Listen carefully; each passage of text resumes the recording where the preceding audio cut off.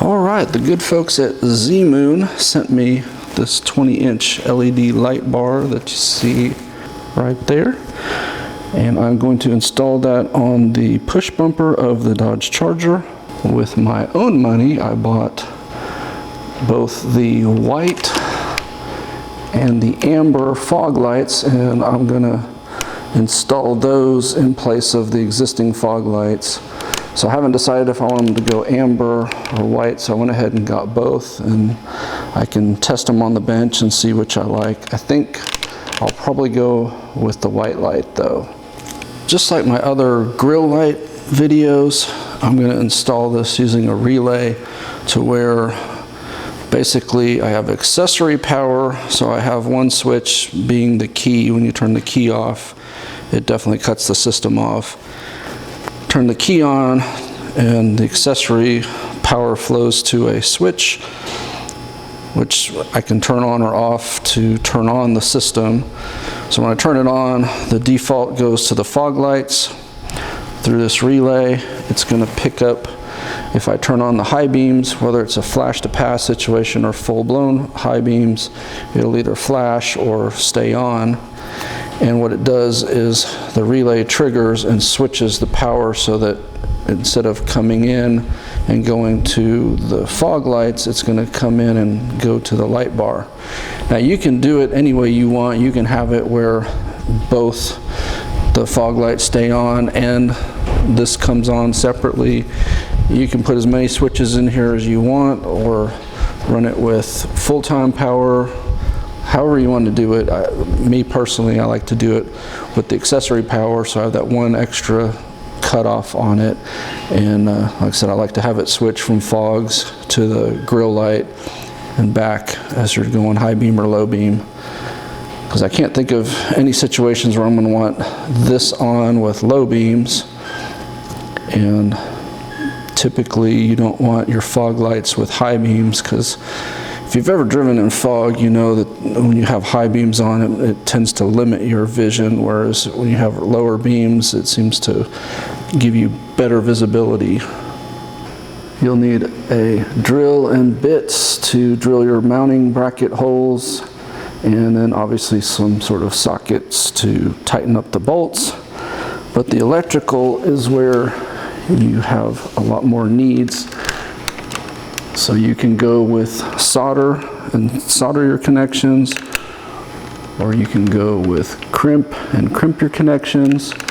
You're also going to want a wire cutter, wire stripper, probably some tape, some heat shrink tubing, and either a lighter or a hot air source. It's a good idea to have some extra wire, at least 18 gauge. Some loom or conduit, whichever you prefer to call it, to protect your wires. And of course, we already talked about the relay. I'm assuming you're already using a fused power source. If not, then you need to add in fuses so that your system is protected in case of a short or whatever. The system is really simple. You have a hot and a ground. And so as long as there's power here and this is grounded, the light's going to come on. The complexity of the system comes in when you don't just want this on all the time. So you could run just a switch to this to turn it on and off. That's the simplest way. You could run a switch that triggers the relay to turn it on, which some people prefer to do. What they'll do is they'll have a grounded switch or a very low power source switch come to the relay and have the power source for the light bar be something stronger, and so when they switch the switch on, it triggers the relay, which sends the power to the light bar. Or like I said, you can wire it in reverse of that, like I do, and have one power source in, and the relay triggers which direction the power goes, to fog or to the light bar.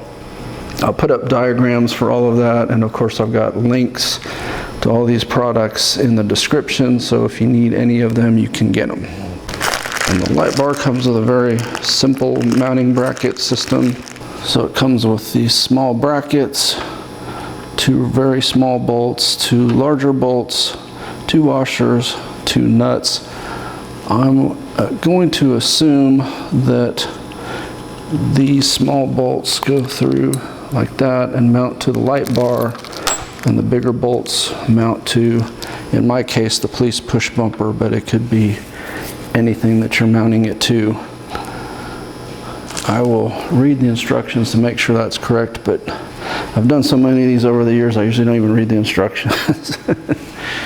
If you're real good at math, you can measure everything out and figure out exactly what's the halfway point. If you're not good at math, just eyeball it. For me, using both math and eyeball method, it looks about the same spot.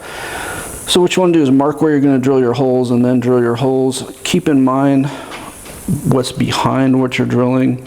So in this case, just reaching under, this front bar is just thin, so there's not going to be any interference if I drill there. But if I move this forward too much, then when I try to put the bolts through, there won't be room to put the nuts on them. So you have to consider stuff like that. And then obviously if you're mounting it somewhere inside, like a grill or whatever, just be concerned about what's behind when you're drilling, so you don't drill a hole in your radiator or something like that.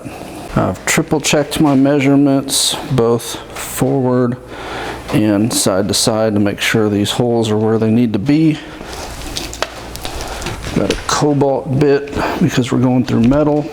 Go with the smallest bit that you can first. You can always make the hole bigger if you need to, but it's pretty difficult to make the hole smaller.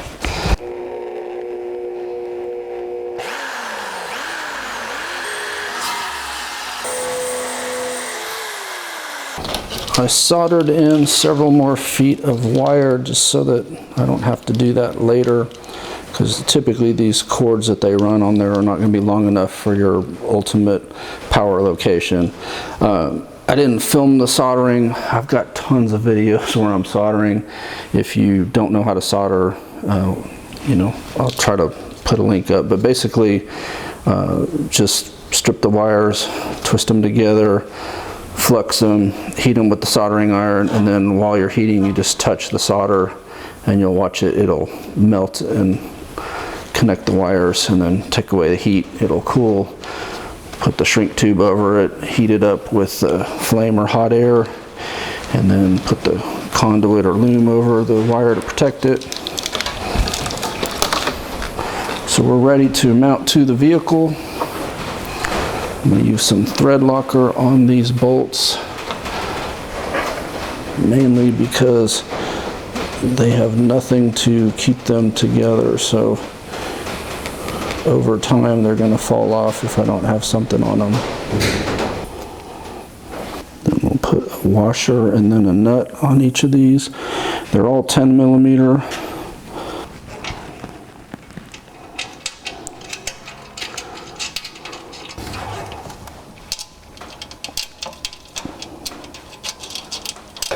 And these are 10 millimeters, so just snug them up real tight.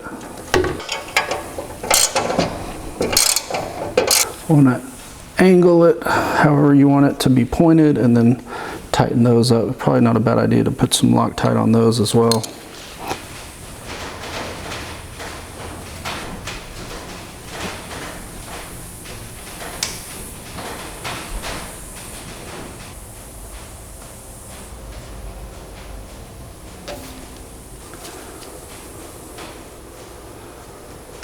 If you saw my original fog light install video on this car, then you saw how the power is run currently. So I have a switch inside. It's using the police fused accessory power, and then it's using the police wire that runs from inside out to the front and carries that power when it's switched on to power the fog light. So what I'm going to have to do is cut into that, use that accessory power to basically be switched by the relay, and then the relay will be powered by the high beam hot wire. So when the high beams are active, the relay will trigger and power will be diverted to this light bar as long as the switch is on inside. If the switch is not on inside, then neither the fog lights nor this will turn on. And that was intentional.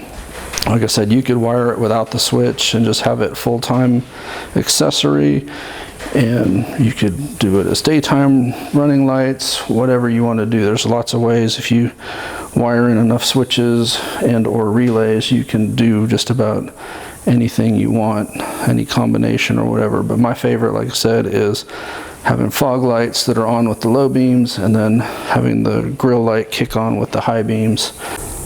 So for a relay, you've got 85 and 86 on the sides. Those are your power. The nice thing is either one can be hot and either one can be ground, so it doesn't matter.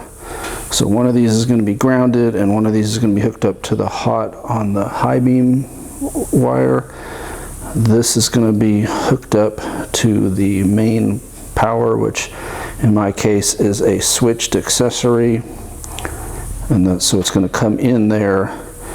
The fog lights are going to be the middle, so it's going to default. Those are always connected right now, so if you hook up anything to those two, they're connected. So power will go to the fogs, and then when you flip the high beams on, it'll trigger the relay, it'll turn off that, and it'll connect those two, so power will go to this light bar.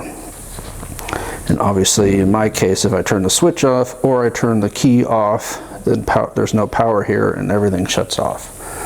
So that's how relays work. Like I said, I'll put a diagram up on the screen for you. This particular relay comes with this connector that already has some wires. So what I'll do is this white will be the high beam hot. This will just be grounded. This will be my power source on the blue. Red will go to fogs. Yellow will go to the light bar. And when I say these are going to be hot wires, then the light bar and the fogs just have their own ground that's always grounded.